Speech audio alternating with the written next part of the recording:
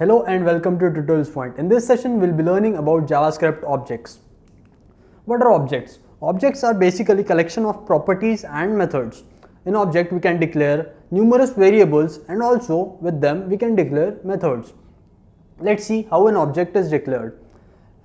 Variable student. Here, student is an object which contains name as age and value as 20. In object, variables are declared in the form of name value pairs. Here we can see that everything is in the form of name value, name value, name value. Here roll number is the key or name and 45 is its value.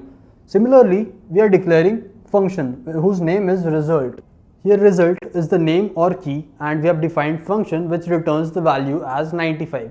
So this is an object. Student is an object which contains properties or variables and method. So object is a collection of variables and methods.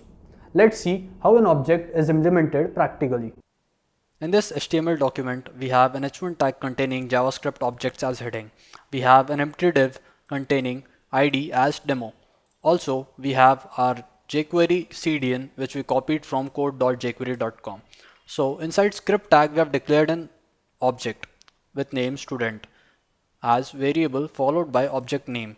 Object name is student in this case, and we have given key as name followed by value as Rahul. Similarly, another key as age followed by value 20, another key as roll number followed by value 45, and in the end we have defined a method using key result and function which returns 95. We haven't given any name to this function because we are using this key. Now we want to display all these data in our web page. So to access this data, we have to use dot operator. Here we are using dot operator.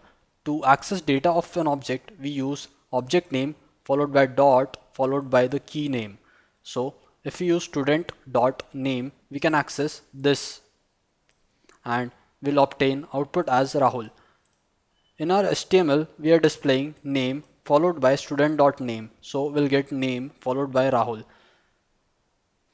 which is followed by roll number, and we are obtaining roll number using student.roll number, that is object name dot roll number. Similarly, we are calling our function here using student.result. Result is the key to this function which returns 95. So we should get marks followed by 95 in our output. Let's check our output. So here is the output in which we obtained name followed by Rahul, roll number followed by 45, and marks followed by 95. So this was all about objects. Thank you.